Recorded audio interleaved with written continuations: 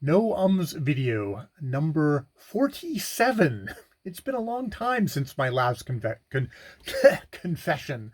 This is February the 4th, 2023, and according to my to what my records are, my last no ums video where I check in on my vocal improvement progress was December the 25th, 2022, which is a little while ago.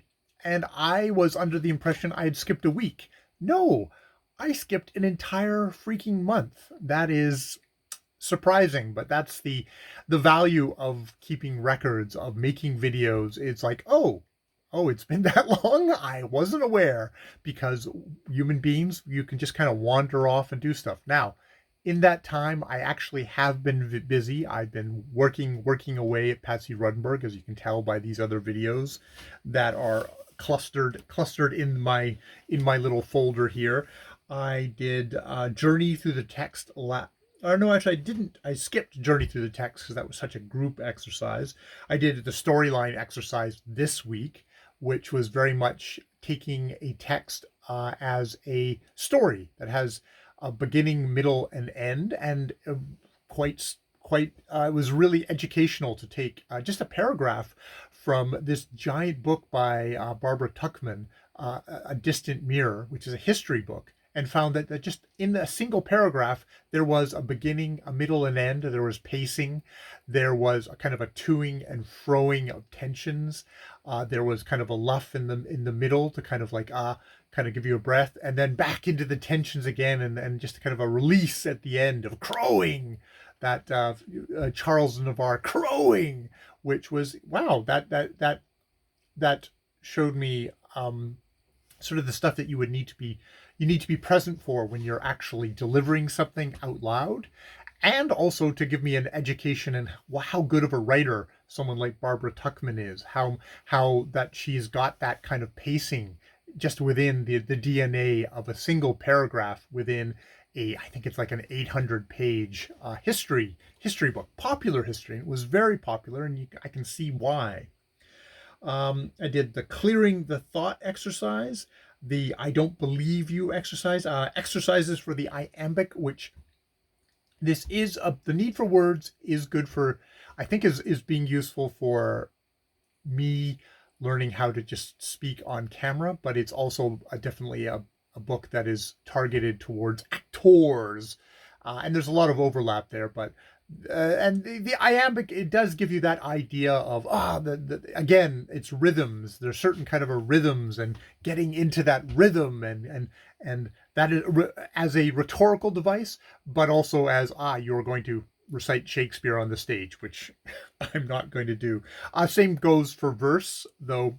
Yet again, verse is actually a kind of a very, I've been reading out a lot of verse from the Rattlebag, a collection edited by Seamus Haney and Ted Hughes, two great poets, and how how concentrated the language is in a poem, and also just like, okay, you've got a beginning and a middle and an end in a short amount of time. And I've been picking short poems a lot of days because I feel busy or I feel stressed. So it's good to just like, okay, I can slow down, but I can only slow down for this. And it gives you that kind of a good focus, good training that way. So that was worth doing. The wit, puns, and wordplay, it was all the kind of Shakespearean humor, which I a lot of the times, Shakespeare, for the humor in Shakespeare, you have to have talented actors who can kind of do the work for you, because it's like you have to explain, if you're reading Shakespeare and you have to kind of figure out what the hell he's joking about, it's explaining the joke to yourself basically. And it's by the end, you're like, oh yeah, I guess that's amusing. And if I was a Shakespeare contemporary and I just had that in my DNA, that was a part of, I just I knew what the reference was immediately as the joke was delivered. That would be funny. I thought of someone on, they did an honest trailer for The Wrinkle in Time, and they took quotes from it, and they had an actor do a Matthew McConaughey voice. if you don't stop and smell the rose, is it was very identifiably a Matthew McConaughey voice. But I was thinking about that, 'cause him doing his Lincoln lawyer kind of Lincoln advertisements for the car, and it's funny how time goes. But there's a whole kind of a little cultural reference point there where I thought it's like, oh, in 10 or 20 years, someone will watch that and go, why are they doing that funny voice? And would have no clue. And you would have to have someone explain it to them, and maybe have to play them the video, and then they could go back and go, yeah, I guess that was amusing. Versus like you watching it now and just thinking that's hilarious. It's like not so much. It's like it's one of those, humor can be the thing that's most time sensitive, most situationally sensitive. That's why I think of when you're writing for the ages, oftentimes humor is the thing that is going to age, that is going to fade away. Either it's going to be stuff like that is not funny anymore. You're making fun of foreign people or people who are not straight, or you're doing something like that which is just like unacceptable anymore, as that's just shitty aggression.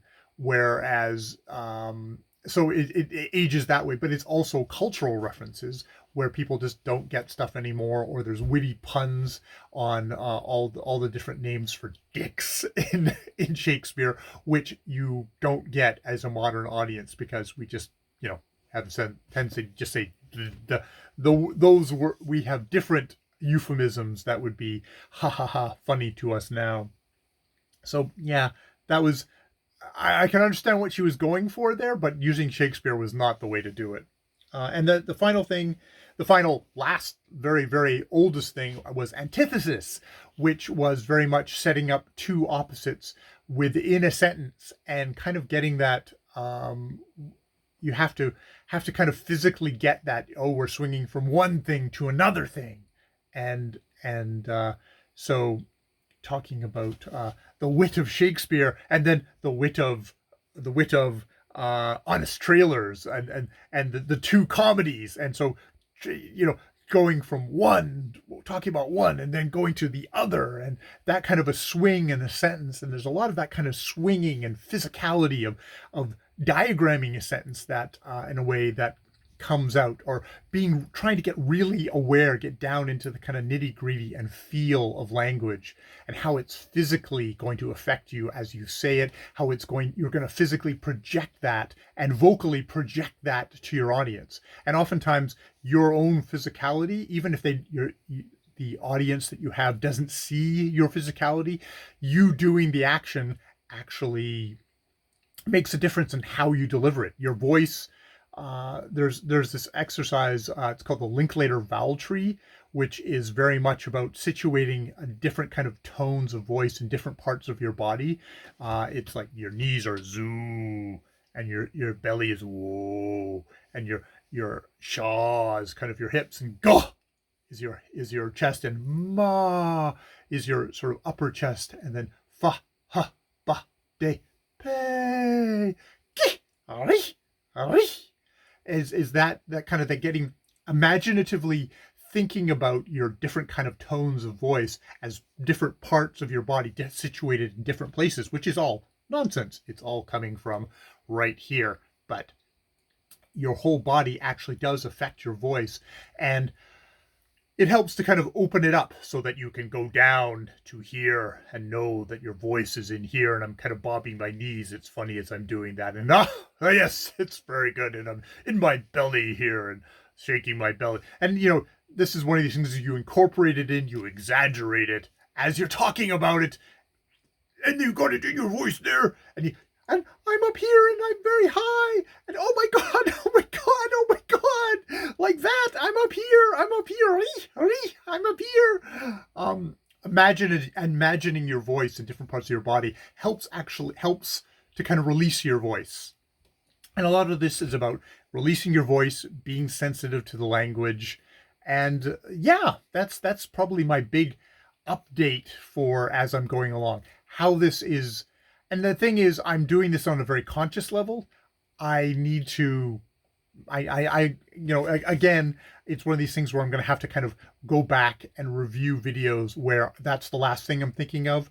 This is my conscious effort to think about my language, think about how I deliver, how I say things physically, how I am, all that stuff. It's started out as I keep on saying a lot in my videos, but it's become so much more than that, and something I still need to address, but it's so much more than that. This has become a whole project of developing the instrument, the vocal instrument, but also getting more and more sensitive to language, to figuring out ways to try to communicate to people. And I'm grinding it out slowly and slowly. And I mean, obviously I'm doing this for my own amusement, my own self improvement. I don't know.